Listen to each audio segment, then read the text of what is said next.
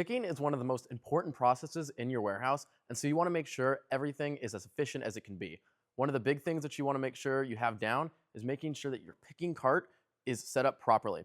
That means we're going to make sure you're using the right equipment and you have the right layout for your cart.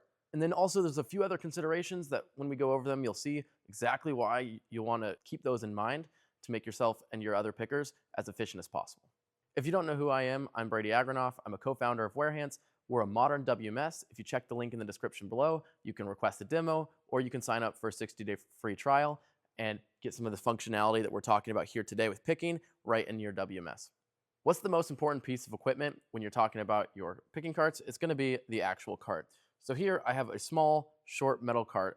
I'm a pretty short guy, and so when you have pickers that are my height or even shorter, you don't want a super tall cart where they're going to have to reach up all the way to the top. You like to keep carts fairly short. Now, it's below my head level, so this is probably about 4.5 feet, maybe 5 feet, somewhere between there. The cart's also fairly narrow, and it's not super long either. And the reason why that's really important is because if you're trying to navigate through picking aisles, it's going to be really hard to turn corners. And if you have multiple people that are picking as well, and your pickers end up crossing paths, having them try and navigate around each other is also going to be very, very difficult if you have two large carts, because then, especially if you have narrow aisles, you guys are squeezing between each other and trying to pass these carts back and forth, and it causes a whole mess. The next most important piece of equipment is going to be your totes. So on any given cart that you have, you're going to have a certain number of totes. How many totes you want to put on there is going to depend on the size of your cart and also the size of the totes. And the size of those totes will usually depend on the type of product that you're picking. So if you have larger products, then you're probably going to want larger totes, which means you're going to have less bins on each cart. Some people choose to not actually use bins at all for their totes, but instead just split up the cart into different sections, and each section ends up being a tote. Now, I would suggest using corrugated boxes if it makes sense for the products that you're picking. For us, it usually does. And so I'm going to go ahead and take one of these off, and you can see what we have set up here. So the corrugated bins that we use, they typically have a full height back, and then they're full height for a while, and then they kind of taper off here at the front, where it's easy to place products in and grab them out. And then we'll put the barcode that we print out right on the front, but we'll get to that in a little bit. And we like to use ones that fit 4 across. And then, as you can see here at the end, we actually have a smaller one. That's because this cart does not fit 4 of these across. So we do 3 and then usually have a smaller one. And sometimes we can tell if we have a smaller order that's being picked, we're going to put it in this one intentionally, the smaller ones, in order to best use the space on our cart. So we've talked about the carts and we've talked about the totes. The last piece of equipment we're going to go over is the actual barcodes on your totes.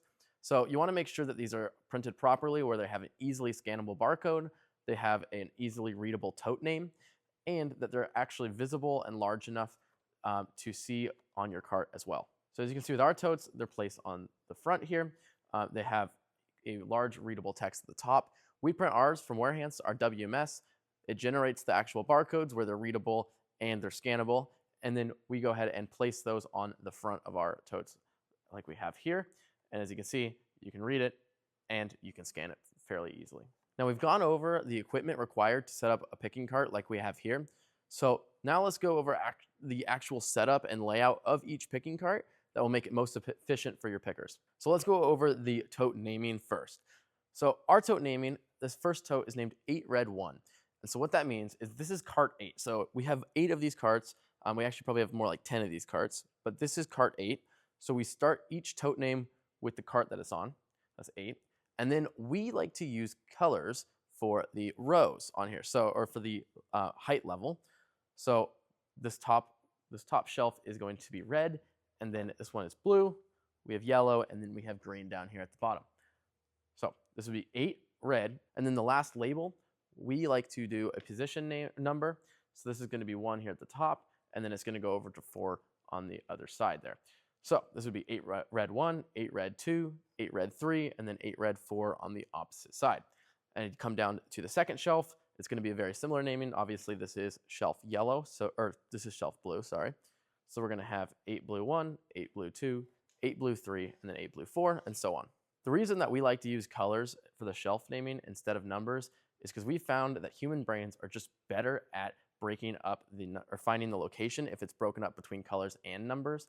I can't tell you why, but it seems to be much easier to find 8 red 3 than it is to find 811 or 813. We are also able to add these color stickers here to make it even faster for our pickers to identify what shelf they're looking at.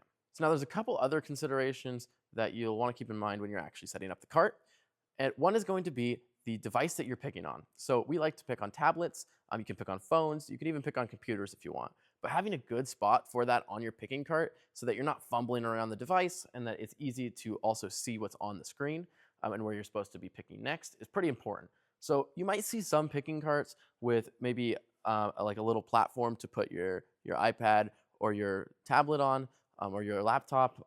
Now, we don't have that on ours, but it can be kind of common. A lot of people will have them actually mounted on the side. That also is pretty common. And some people just carry it around. We actually set it right on top here, so we'll usually have at least one of these totes that has shallow products, meaning they're just not very tall. And we'll place our iPad right on top of that, and then we'll keep on scanning. It works for us. If it doesn't work for you, make sure that you actually have a spot to put that device on your picking cart. Another consideration, which I'm going to back the cart all the way back up so you can see the whole thing. I believe you should be able to see it from there, is this bottom rack of the cart, the bottom shelf of the cart, we leave open. And the reason for this is if you happen to get an order that you're picking that is too big to fit in one of the totes, then it's not very common for us. But if we have that happen, we'll use a bottom shelf here for an overflow almost. And so that way it's easier to pick large orders, but you don't need a special cart with these large totes on them. Okay, I'm gonna bring this cart back forward. Another thing that I like to do for my picking carts is, again, add these colored stickers. I mentioned this once before, but I found this to be really, really useful for our pickers. So I would totally advise doing it if you're gonna use colors for the shelf naming. So how many carts do you want in your warehouse? We have quite a few of them. You might wanna start with less, but it really depends on how many pickers you have and how long each order takes to ship at shipping time.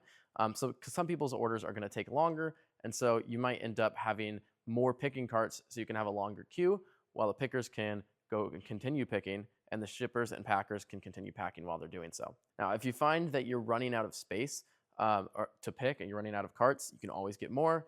You can get more corrugated boxes easily. And so I would start on the lower side first to make sure that you're not over buying equipment. And as you pick, you're gonna quickly find out whether or not you need more carts, if you have too many, or if you have just the right number. So as you can see, setting up your picking carts is pretty simple, but it is really important. If you do this right, it's gonna make your pickers more efficient. It's going to make your packers more efficient as well because they manage and deal with these totes. And it's just going to make training new people easier as well. So get those picking carts right. And if you need a WMS, check the description below. We can set you up with a demo, or we can get you a 60-day free trial.